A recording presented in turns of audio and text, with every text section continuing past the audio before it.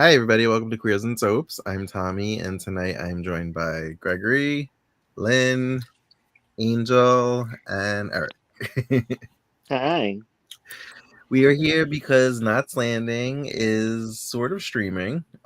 It's part of a live channel on Plex, the Plex app, which is part of WBtv. I'm just checking my pulse because I thought I'd be dead before this would happen.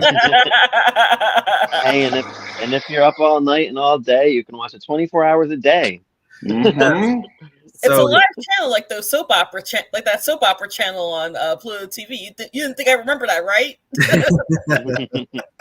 Yeah. So, right. So it's not like on demand, but it's running the entire series. So call out of work for the next 343 hours. If you want to see the whole thing. Crazy. It's considered a fast channel, and it is truly created by the WB. So it's primetime soaps by WBtv. So I think WB has released a bunch of them this month. This had a lot of non-promotion because Falcon Crest came out first, but then all of a sudden, when it got announced that Knots was going to be the next one after Falcon Crest, which just finished airing their season 9 series finale tonight, then we just jumped right into Knots. Yep. Yeah. I waited until 8:18, Eric, and thank God I didn't see anything. It was the Falcon Crest end credits. That was it. I didn't see how it ended. All good. Don't want to spoil that Falcon Crest ending for Tommy just yet. So Lynn, only in season 3. Lynn, you were hoping and praying that there would be some, the 30-second intros that they do at the beginning of every episode. I was, because I saw it happening on Falcon Crest. So I'm like, will they do that for Knots? And thus far tonight, at least on the premiere episode, they did. It's the syndication version, believe it or not. The one that aired live on television on CBS was a little bit different. This had the Lorimar preview at the beginning, and then they kind of jumped into talking about it, but it's there, and it's a preview, and that's awesome. Let's just jump into the credits. And they played the season 2 theme, right? They played the season 1 theme because the opening did have the pilot opening. The pilot opening had white text instead of yellow text, and the pilot opening, when they zoomed around to the cul-de-sac, went over each house and it showed the cast on the house that they were living in versus being in the center of the cul-de-sac. So that is the difference between the pilot versus kind of what aired for the next 2 seasons of Knots Landing. That kind of gives a number 96 feel, right, Eric? So does the DVDs have the syndication opening or the Lorimar? The DVD does have the syndication one that aired tonight on this channel. So it's we'll see though. Also, I mean, not to jump ahead, but there was a preview for the next episode. They did include that on the DVD too, so it's very similar. From what I watched of Falcon Crest, which I didn't start really tuning into the channel until like around season 5, at the end of the Falcon Crest episodes, they were doing a next on Falcon Crest and showing a preview. So we'll see what we get with Knots. I think at one point when Eric and I were talking about Falcon Crest, I'm like, I don't know what episode you have, but mine say next on Falcon Crest. And he's like, mine. Oh, gotcha. But anyway, Knots Landing. So it premiered on December 27th, 1979. It is the only episode out of the 344 episodes that aired in the 70s. Correct. However, I suspect that most, if not all, of season 1 was probably filmed in 1970. I believe you're right. I think they honestly filmed all 13 episodes before they filmed the Gary and Val get back together and get married on Dallas and then spin off to Knots, from what I've read and heard. Right. So I know I've seen it, Lynn's seen it, Eric's seen it. This is your first time watching it, Angel? The pilot? So, no, it isn't. So there was a Knots Landing podcast that Casey did. In case you guys don't know, it's Casey. I used to listen to it. Yeah. Mm-hmm. He used to do a Knots Landing podcast. So what I did was, when Netflix still had the DVD option, I would just like rent the DVDs and watch season 1. But they had to stop the podcast, so I stopped watching it. So I'm only really watching. I only really watched all of season 1. Okay, got it. What about you? Do you remember watching this? Or no, obviously. These are old friends, so with some foreshadowing, exactly, telling, and some, and I'm like, oh, that's right, because I, when we were doing season six, right? That's the characters either weren't there or right, whatever. No Mhm. spoiler alerts or any, couples weren't together. Certain anymore. couples weren't together. Right. The interesting thing is that, especially since we kind of just finished season 6 and me remembering a lot of the dynamics, it was very interesting that they started off really quick and really hot with their personalities and their dynamics and their dysfunctions. Yeah, we got to see Sid's oldest daughter from his first marriage, Annie, played by actress Karen Allen, who kind of went on to a lot of Indiana Jones and Raiders of the Lost Ark fame. So she kind of said goodbye. She kind of said goodbye to television. And I'm sure if Knots was calling her up, she was like, yeah, busy. So that's why we heard of Annie once, and then we never heard of Annie again. We never saw her again. Yeah, I hate that. I wish they would have recast it. I feel like it was such a missed opportunity, like when Sid died, and Greg I would have liked to have who seen her. I was like, nobody. She's nobody. She's nobody. She's nothing else. In fact, I was thinking too, like, because doesn't what's his name? Then I'm totally blanking on James Howden's character, Kenny. Kenny. Remember when Kenny cheats with that girl in season 2? I'm like, it would have been much better if Annie had come back and kind of got involved with that. Sure. I would have liked that because I didn't like that girl at all. And I'm like, at least I would have been like, oh, this is Annie. This is what she does. Like, would have been more interesting in my opinion. Right. But it's kind of like Lucy. We see her once on Knots and then we never see her again. Never. Who's Lucy? Annie maybe gets mentioned a handful of times in the first couple of seasons because we do eventually meet Sid's ex later on. Maybe there's a throwaway line about Annie in season 2, but after that, we don't really. Yeah. She didn't show up. She didn't show up for somebody's funeral, so there's that. Right. Was the ex named Susan by any chance? Yes. Because I remember something that Casey said there. It just came back to me. Funny. Just some of the characters. Shout out to Casey Hutcherson. I'm sorry. And Susan is on Melrose Place. I think it's Matt's mom. I think. Oh my god! Oh wow! Yes. Oh my god! Now that it immediately clicked. Yep, you're right. They make the rounds. That's for sure. Yeah, I love that. Love when my surfers pop up. Did you ever meet Diana, the oldest daughter, the youngest daughter, I should say? No. Or was she gone already? She was already gone in season 6. Yeah. Got it. She's a little more tolerable at this point in the series. She gets a little cringy. Definitely. Well, I think it's she spirals basically after Sid goes. I think that's what it is ultimately. So Greg had a comment. He said, everything's very cliche, 70s, like orange carpet, neighbors having to snoop on the new people moving in. Yeah, like even the cinematography, just the way like certain things were kind of played out. So like when whatchamacallit, hold on one second, my brain is Richard, when he left in the car. When he was going looking for his daughter in the middle of the night.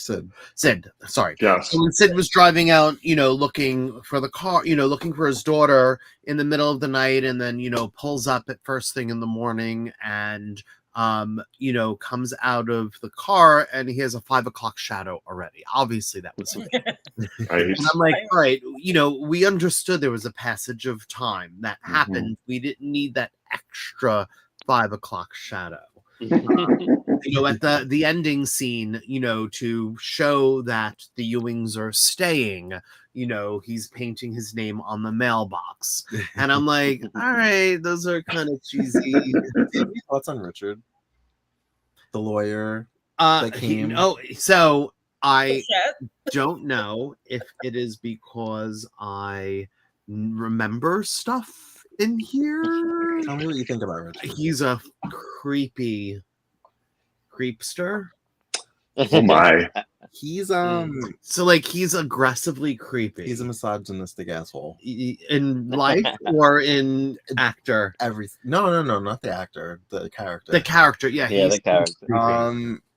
Even like the end scene when they were going house to house, him being like his wife's Laura is trying to start the lawnmower, and he's like, let a man do it, and then he pulls it and breaks it. I was gonna say he's Richard very much me man, you woman, but the thing is he's thrown off by Laura's dynamic because she's too powerful and he couldn't handle her.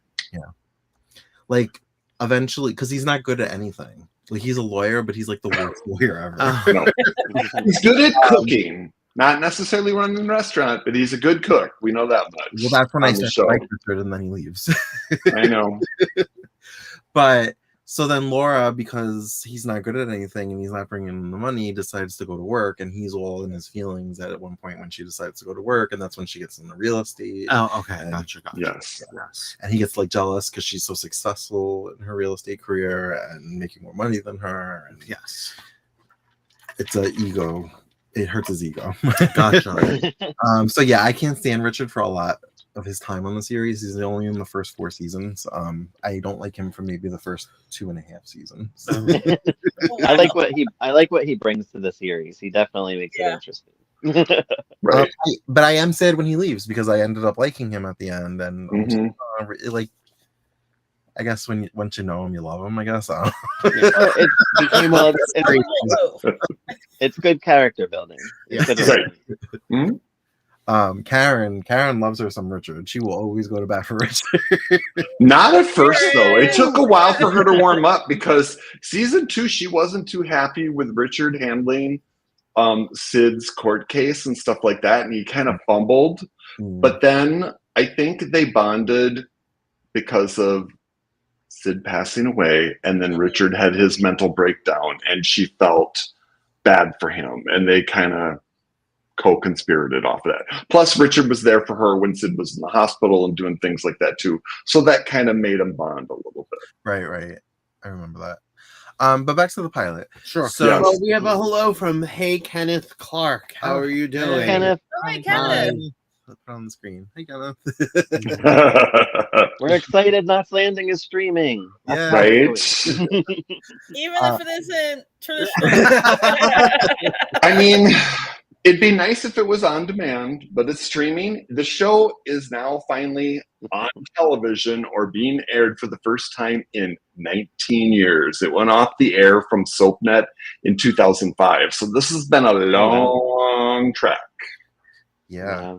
I mean, even overseas, they had it on their CBS drama of maybe 10 years ago. So yeah, it's been for the US. It's been a long time, and sorry for anybody who might be watching this from overseas, but right now this primetime soaps by WBtv is only available in the US. So even like Canada is missing out and things like that too, because I know a lot of people have been asking. But I feel like that may have also been an issue with Freevee when Falcon Crest was available on there. Like, I don't think Freevee was available internationally. Correct. Yeah. Not the time. No. Oh no. It still isn't, right? I don't know. I don't think so. Well, actually, how's neighbor streaming?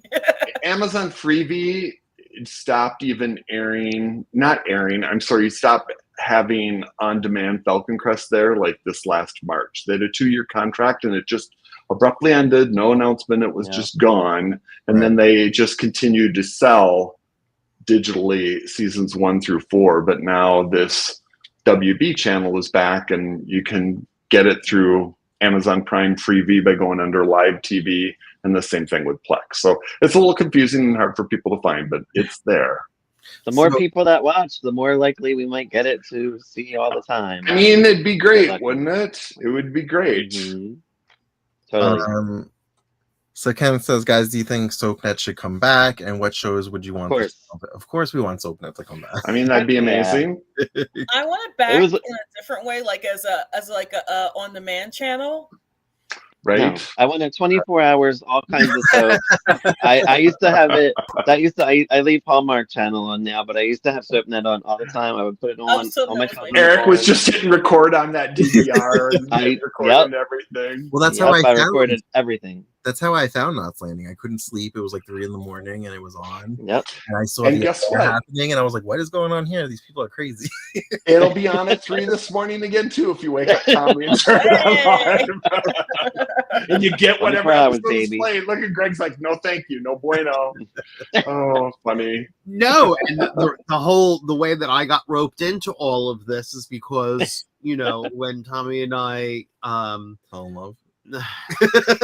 Oh. I would wake up. So the Karen and Sid of Queers and Soaps. Yes, I would wake up and get ready to go to work, and he would be sitting at the edge of the bed watching, and all I kept on saying, and I was like, wait, I remember this. Did she go crazy yet? Did she have her babies yet? And here I am. Yep, exactly. So he made a comment that I didn't feel like was fitting, and he said, "Was she always crazy?" I said, "She's not crazy." I said, "She's just anxious."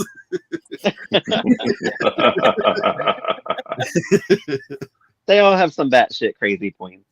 No. She is like Sybil crazy.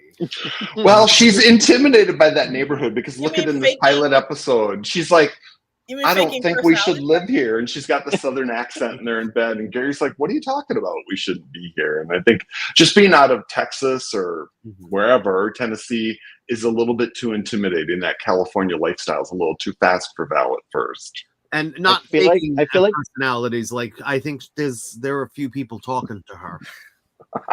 I feel like the only thing that kept her there is the beach. Like, she was all obsessed with that beach. She's like, I want to see the beach. I want to go to the beach. But I like that they did kind of call out the little detail that Gary is an alcoholic, and they had that very like brief scene of like he felt like she was watching her, and he kind of like showed her class. Like, and if you didn't watch Dallas, you didn't know why he was doing that until he explained it in bed. Also, I remember I was like, I wonder if we're gonna see Gary in his boom booms. I was like, just not just yet. He even had a T-shirt on in bed tonight, Tommy. Sorry, on the pilot episode. I know. I was there like, you go. Only a T-shirt. But we did see Sid in his bloomers. I was just about to say, with his long sleeve shirt on. I was gonna say that was so odd. I was like, what? So, what did you think of the opening? Like the actual like first scene, Sid walking in on his teenage daughter in his bed with a boy. Did you think that was racy for 1979? So, that had to have been extremely racy for 1979, and at the same time, I don't think it was because. Like just think about like the late 70s, especially in New York City, like the sex clubs were all over the place and there was a lot of but this is network television. No, I understand that, but there's a lot right. We're talking middle America, we're not talking sex clubs after dark. There's a lot of red blinking lights and everybody that they really had to kind of move with the times and kind of compete, so it was kind of a little apropos that they started off rough. How would you get that Midwest mom to watch it? I think what was interesting is we saw all through the 60s, you didn't see people in the same bed together. You had Rob and Laura Petrie having twin bunk beds on the Dick Van Dyke Show. Then we finally move into the 70s where Mike and Carol were in the same bed together, but that's because Mike was a gay man, so it was okay. So then we moved to the end of the 70s where an underage daughter is obviously in bed having sex, and we get to hear the interaction, but the camera doesn't pan over to the bed and show us the action. In the parents' bedroom. Right. In the parents' bedroom, yep. We did have Bewitched. They Darren and Samantha shared a bed. True. But again, that was like late 60s into the 70s, and usually they just showed the bed. They never showed them in the bed. Yeah, that's true. One of them might have been in bed. Ricky Ricardo ever share a bed? Never. Lucy, I don't know how Lucy got pregnant with those twin bugs. She wasn't even allowed to say pregnant. She wasn't. Right, she wasn't. But yet she was allowed to smoke on network television while pregnant. So there you go. Times they ebb and flow. She was a sponsor. Well, right? I think it was Peyton Place I was watching, and they said they couldn't say pregnant, but they said, you know, she's in trouble or she's messed up. Yeah. Mm-hmm. Yeah. Crazy. No, Lucy, if I remember correctly, they had to say that she was expectant, as Ricky would say. Yeah. Well, here's the controversial question. There was a slap in this episode. As a matter of fact, there was two. Tommy, you do not like to see that. What was your thought of that when I remembered that it happened, so I was kind of mentally preparing myself for the moment, and when I knew that the moment was about to happen, I wasn't as affected as I usually am because I was gearing up for it. Right. And it was different because I'm not condoning child abuse, but it was a father and his daughter, and she was mouthing off. So I was kind of more lenient on that with that, and I didn't really like that she slapped her father back, but yeah. She needed that. Yeah, really definitely needed that. I knew it was coming when she basically insinuated that Karen was a hooker at one point. Right. And perhaps what was good is the scene kept moving forward where Sid actually went up and talked to his daughter in the bedroom and tried to have a heart-to-heart and mend things. And that's when he realized that Karen kind of got through too. So it was kind of like it was full circle. The show that a quick people think, the show that people think so heavily about Val and Gary, which they did come over from Dallas, which was the big Kingpin show. It really was to be centered with the leads to be Sid and Karen, and it really was kind of them that first season where it was really strong.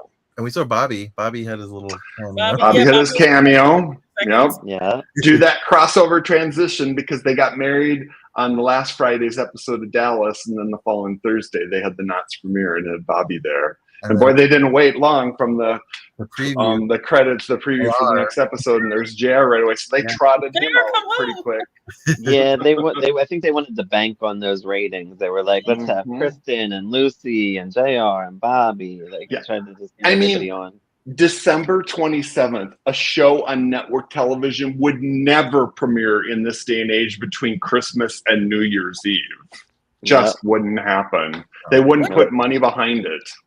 I was gonna say, when did Abbott Elementary premiere? Because I feel like that was around that time too. Maybe November. It might have been November. Yeah. Yeah.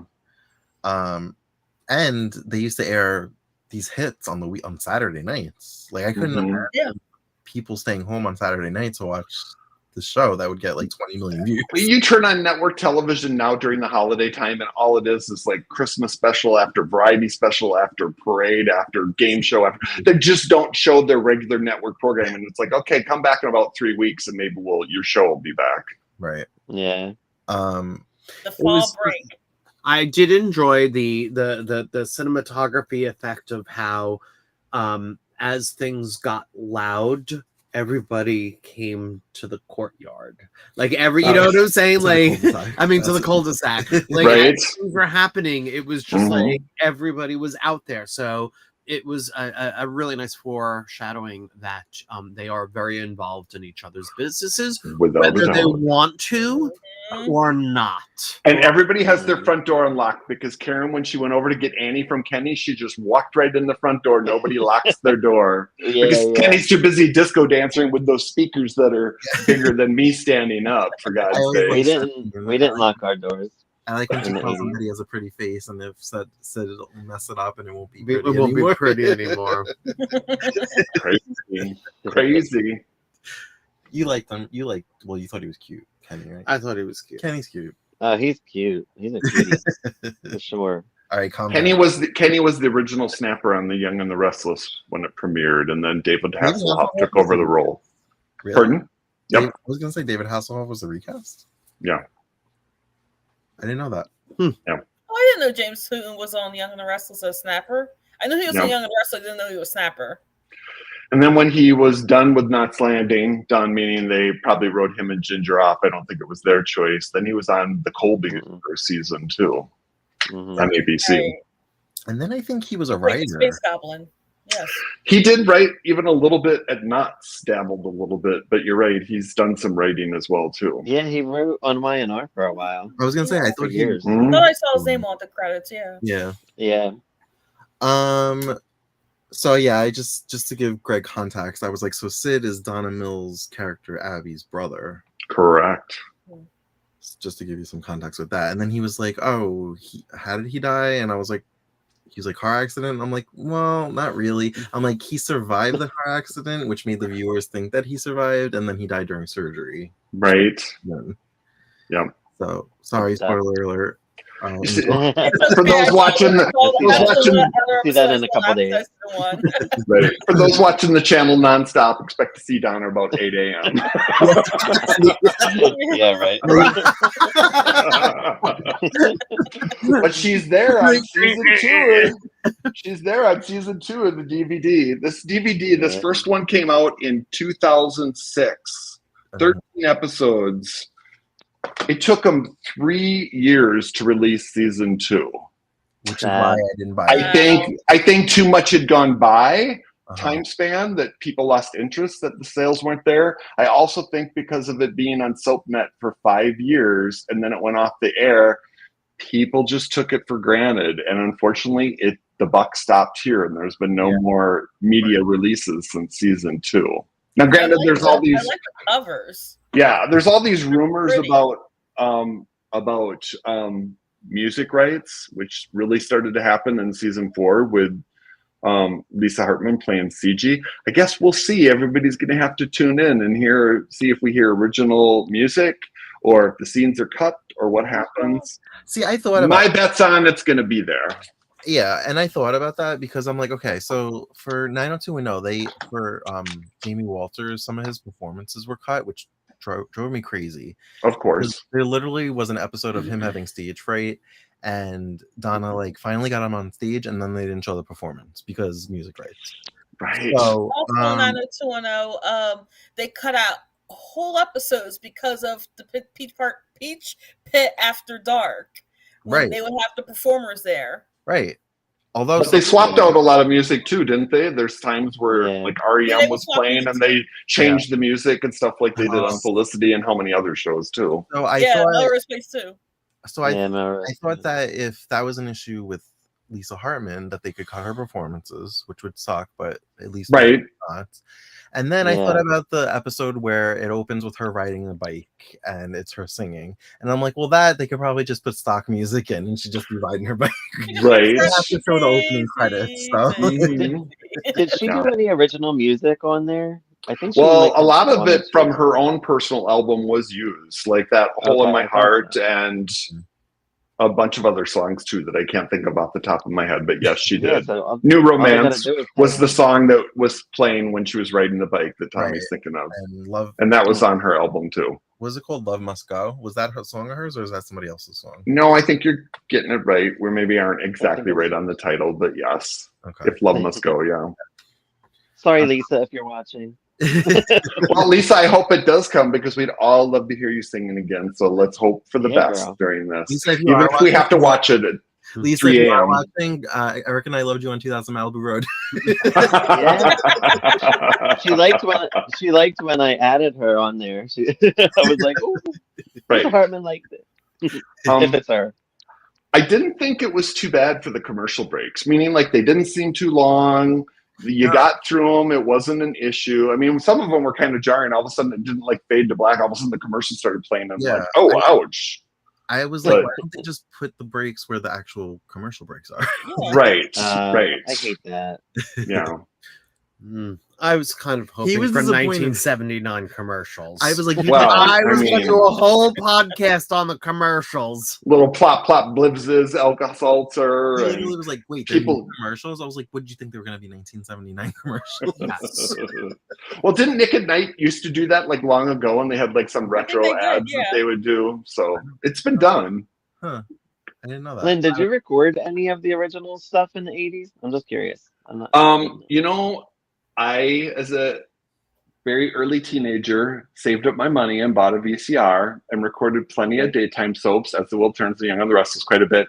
But I used to watch Knots, like appointment television, so I would never usually record it. I think it took until season 14 I recorded the 2-hour season finale, and I had it on VHS, and it's maybe somewhere buried amongst all my stuff, but yeah. Darn. I know. Was there anything you wanted to mention? No. That stuck out? No.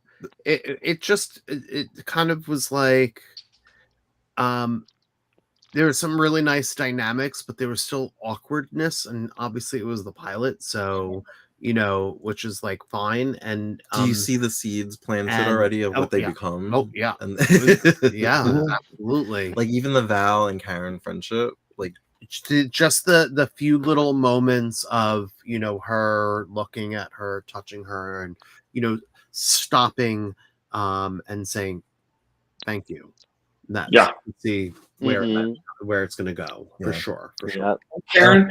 Karen's character was kind of cemented right from the beginning too, because in this episode, when she gets up at night and she hears Annie rustling, she goes out in the hallway and she really tries to have that heart to heart and get through to her and have that mother daughter moment. So she's so Karen Fairgate Mackenzie from the beginning. It's she goes to bed and she lets her hair down because her hair was up. That's true. Well, I wanted her to have her blue Mrs. Roper robe on just for Greg, but that doesn't really happen until season 6. So. No, but her hair was down to go to bed. It was. And what was Sid wearing? He had it looked like a button down. Like a button down. I feel like he came home from Richards and he just took his pants off and he's like, good enough, and fell into bed and didn't take his shirt off. I think it was his pajama tops with his boxer bottoms. Maybe it was a warm night. Well, maybe. Interesting. I liked that maybe scene. He just likes to have his legs out. That scene, I liked how Karen was calling her out for wearing her sister's clothes, and she's like, "Well, laundry's not really a priority of yours." I know. Like how Karen was like, "I haven't noticed any compulsive cleanliness up until now." Right? Oh my god. I like the little real moments they have, like when Sid, like in the very beginning when Sid's getting home, Laura screams at him. And she's like, "Oh, have Karen make you some soup." Like already right there, I'm like, they're pulling you into this community, and you're just like, they're doing the suburban thing. Yep, exactly. Right. And I like that the callback, like the full circle moment. That now Karen's sick because you hear her sneeze at the end. Yeah. Doesn't she say something like how you feel? And he's like, "Oh, I'm all better," and then she sneezes or something. Yeah, there was some bad What was it called? ADR. ADR, yeah. I was about to say that. Was ADR right there. But so he said, "Wow, everybody comes really hot into these driveways. Like they just full speed." When you've visited, you said that's pretty narrow. Cul-de-sac, you had to go a little bit slower. It wasn't as long as that road. Nope. It literally was like you turned and you were there. Like it's not a long street like that. Nope. I also made a note remember Annie comes home with Diana drunk. Right. Yes. They go to the beach together or whatever, and she gets all mad, and she's like, "Your daughter's drunk." Well, I remember, I want to say in season 2 or 3, maybe, well, I guess it's 2 because Sid's still there. Diana comes home drunk. Me and my friend Karen had watched together. It was a part of Grid Soaps. And we're like, "Oh, Diana comes home drunk as she drives on the lawn." We're like, "Oh my god, they're gonna kill her for being drunk." They don't even talk about it. Wow. What's happening here? I thought for sure she'd go down for being drunk. I remember that driving on the lawn. She meets the guy on the beach and he gives her a beer. Yeah, I think Gary Sinise was that the episode where she was thinking about having sex with her boyfriend? I feel like it was, yes. Or she was sad because he couldn't get it up or something. I don't know. Well, that is sad. It is sad. Something like it was like something happened that it didn't happen and she thought it was her. Right. Probably because he was drunk and he had whiskey dick. He was not landing that night. No, he was not. I liked the whole our daughter came home. Our daughter went swimming in the Pacific Ocean with a belly full of whiskey.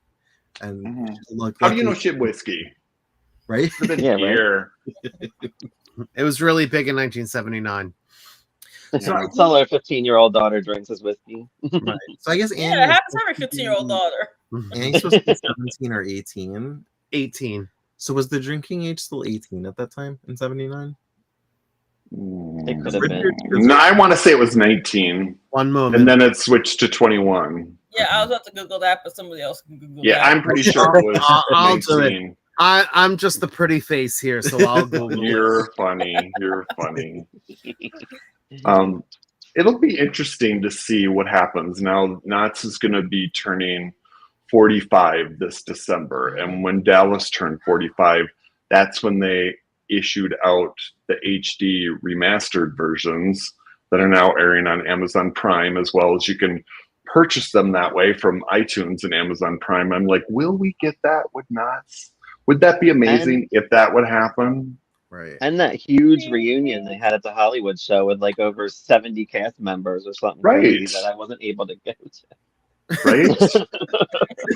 or can we at least get to a point where this is great that it's on? You know, you're stuck to watch whatever episode it is. It's gonna run. It'll take 2 weeks to air all 344 episodes.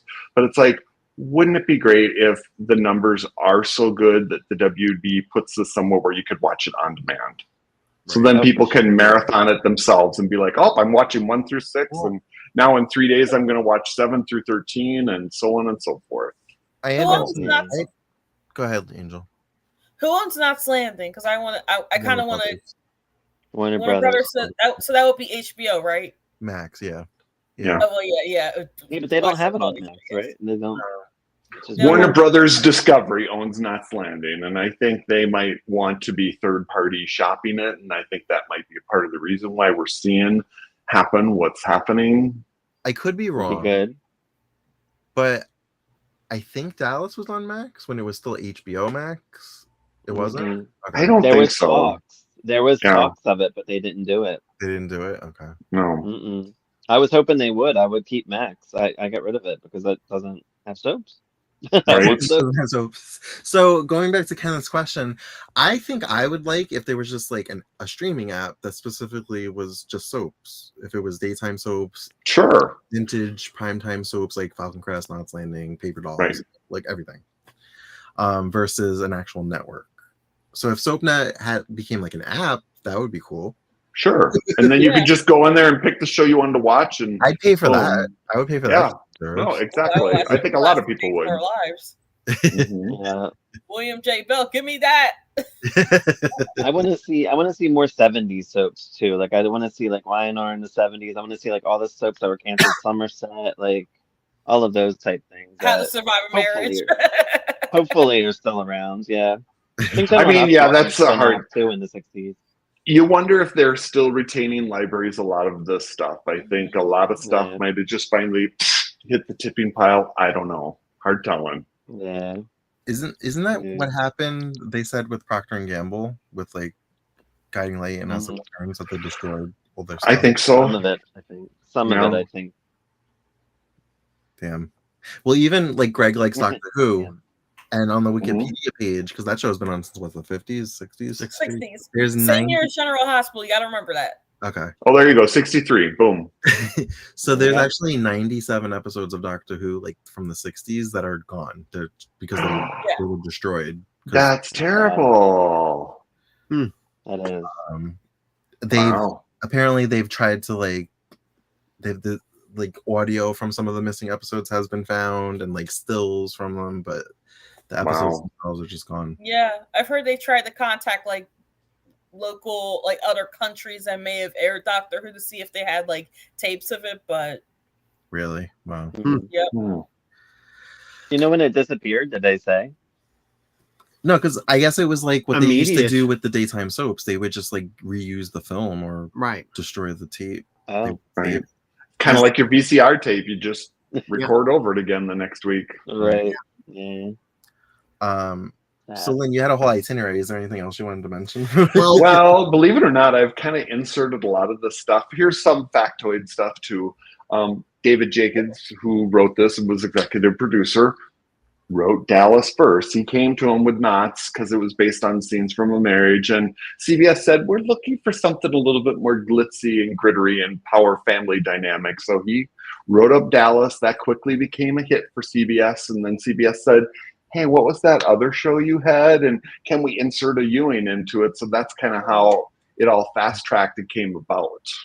Okay. And Knots' ratings weren't that great. Those first 2.5 to 3 years, it took till season 3, like over halfway before they started to go into the continuing drama like Dallas switched to. And that's what kind of brought the traction, because the heat was there with Donna Mills, but then when they weren't really executing it more like, well, what's going to happen, or leaving you kind of cut off, when they switched to that, it did. Season 4 was a great season for them because they wrote a Bible with the whole CG line story arc. They brought on Mac, which was a great one that brought the male audience in there too, and it set up the whole course of that season, and it kind of caught fire. I mean, Knots had really good traction with season 4, season 5, season 6, where it was just firing on all cylinders. So it's too bad that DVDs were never released of those seasons, and that's what the fans were waiting for. They're like, 1 and 2, whatever. But now we get a chance. Granted, it's live, and you're going to have to just tune in.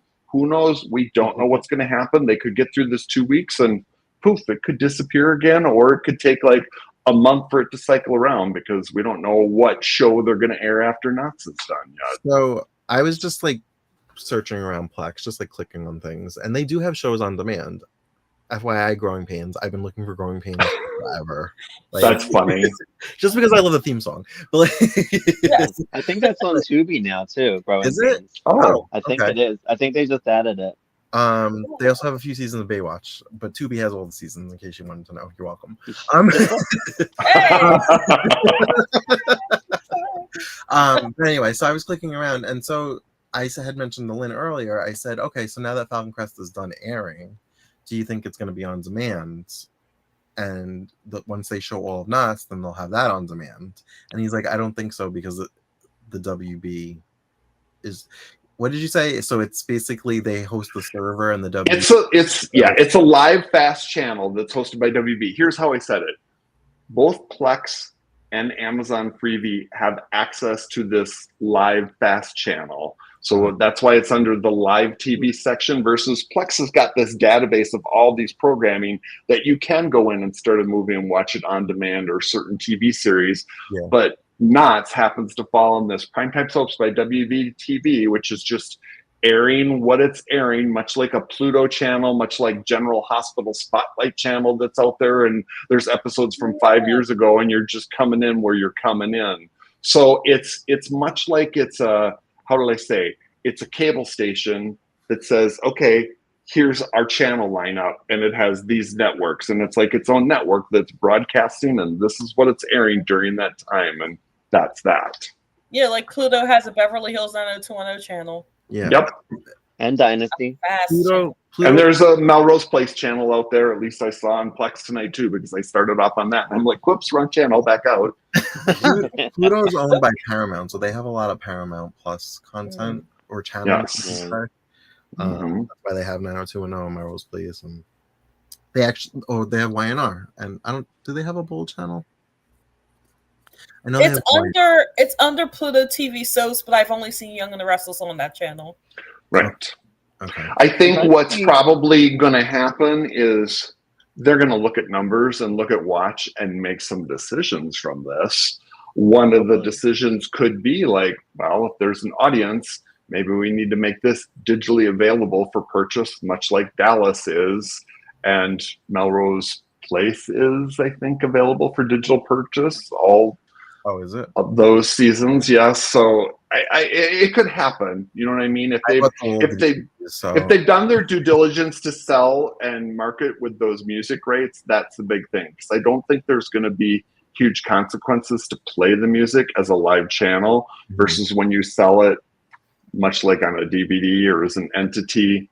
That's when it gets a little bit. They want to make sure that they're covering their money, because usually there's kickback that happen off of sales. So. I guess that's how they got away with it in syndication, like on SoapNet, playing the music, because it was playing live, and that was it. And they couldn't stop people from recording it, even though there's always these descriptions that says "do not record or predators or these programs." And it's like, well, yeah. But people, if they have the means to do it, they do it. So, yeah. All right. Well, you guys have anything else to add? No, it was a good episode. I was glad to rehash it for like the 10th time. I'm sure for Lynn, that's probably like the 30th time. I actually really have a soft spot for the first couple of seasons of Knots, even though it's different. I love the first season, even though it's more like episodic, like issue a week. I really like the first season. It kind of gave you some singulars of each of the characters. Probably the only one Tommy doesn't like is Land of the Free, and I get it. It can be an easy boost. Yeah. Wait, isn't Land of the Free the one with the weird episode with the motorcycles on the beach? On the beach. Yes, okay, I remember that one. Worst episode of television. It's not the worst episode of television, but it's just it's kind of it's a skip in my it's a skip. Yeah. Or fast forward to the Karen parts. There's also an episode in season 3 called Cricket, also a skip. That's the ghost one, right? No, that's the Three Sisters, also a skip. No, I actually I like that, but I don't like it in the context of Knots Landing overall. Got it. God help me. It's a little supernatural, and Knots Landing is not supernatural. Oh my goodness. So, are you gonna just now? This is it. We're starting from episode 1. No. Oh. Yeah. Actually, Tommy quit his job for the next 2 weeks. This is what I'm afraid of. I took a leave of absence for the next 342 hours. 2 weeks, that's all. Rocking back and forth with a cup of coffee. Right. You already took 2 days off last ending. Walking around with his boom booms on and maybe a Karen wig. Who knows? If you come home and he's got a light blue robe on that says, I want to be a Pollyanna, then be concerned. I come home with the hair That's up. what my shirt says. At night. Right? Brushing it out. No, be concerned if I'm in the mirror being like, Valine, you're going to get yourself a man tonight. I love it. Or you'll be like, my name's Verna. Call myself Verna. Whatever pays the bills. If it pays the bills, I'm all for it. I don't judge. Awesome. Too funny. Well, good watch. Good little wrap up. I'm excited for a lot of fans that have wanted to see this, and heaven knows many of them have heard many of us on this podcast talk about this show. So this is your opportunity. Check it out if you can. All right. Hey, I'm going to be putting it on. I'm going to be putting it on. I'm going to be putting it on randomly and seeing what season we're in. Of course. I'm going to watch a couple. I'm going to be watching. Definitely. And be sure to check out the CBS Knots Landing Twitter, and it'll tell you when each season premieres. There you go. Yep, that's a great Good account. like that. He's good like that. Very great account. I love it. That's awesome. All right. Well, thank you for joining us as we discuss the pilot episode of Knots Landing and it being on streaming, sort of. And as always, you can find us on all the socials at Queers and Soaps. And until next time, have a great night. Bye. They're gonna take the baby. Watch it now. Watch it now. Back to Knots Landing. Bye. Bye. Bye.